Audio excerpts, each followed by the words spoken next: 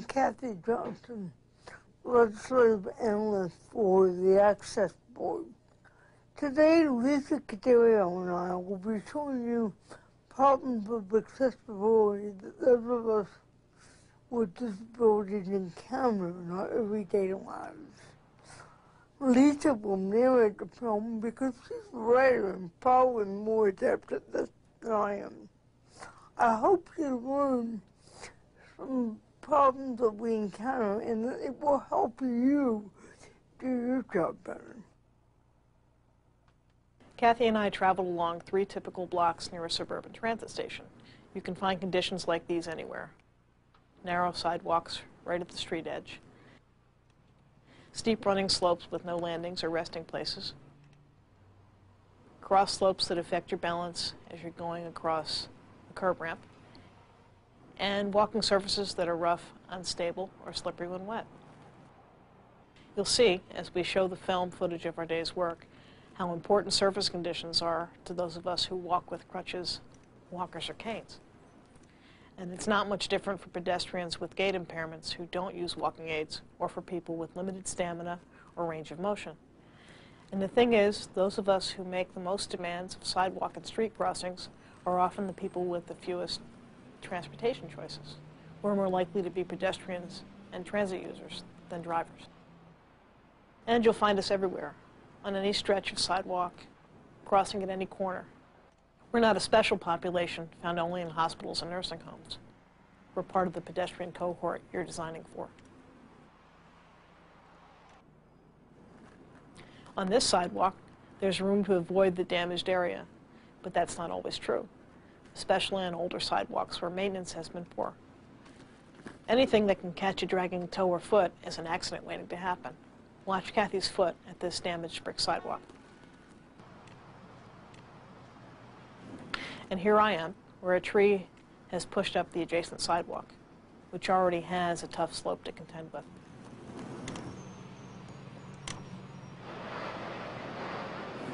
Anywhere there's metal, a manhole cover, a grating, these checkered plates will be slippery when wet and unbelievably treacherous when icy or hidden under snow. A crutch tip will just slide out from under you, and you're gone.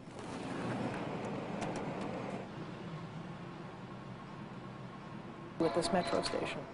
Here's another surface that's a problem when wet. They even put out warning signs on rainy days. Whenever there's a change in material underfoot, you have to anticipate a different reaction from the crutch or walker tip and be extra careful. So it's always good when these changes occur on a wide, flat, level surface like they do at this metro station. Anything with an opening large enough to affect the bearing of a crutch or cane tip will affect balance, stability, and therefore control. Gratings are a particular concern, since they'll also be slippery when wet. Kathy can't avoid these. They're right in the only path of travel available here.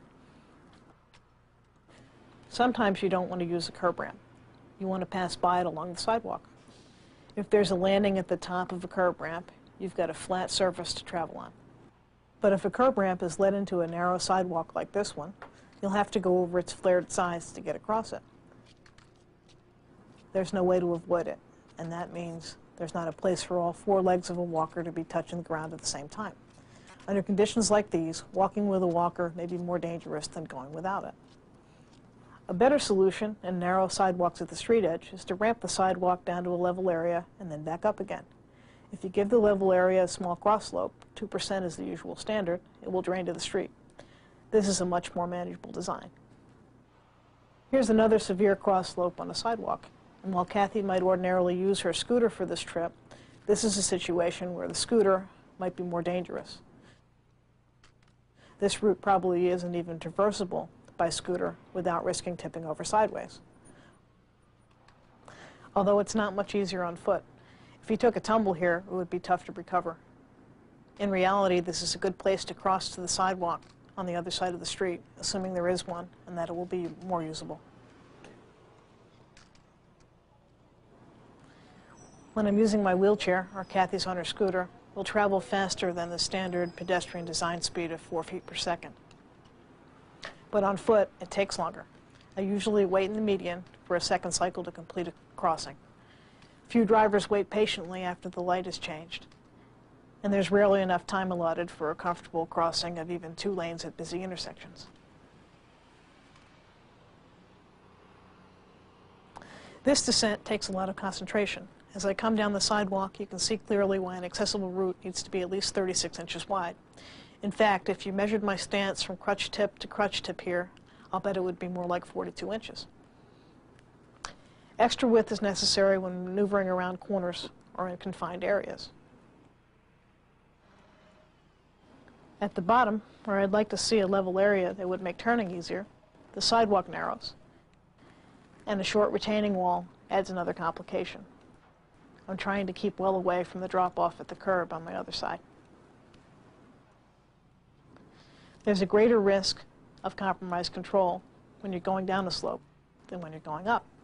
I work up a fair amount of speed, and it takes real effort to slow down. If even a small irregularity catches my foot up, the top of me will be going faster than the bottom. Not a happy prospect. I'm about at my limit here. It wouldn't take much to throw off my balance or control. Here's another tight maneuver. Every place there's a level area I could use to turn on, there's something in the way. First a stairway, then a mailbox.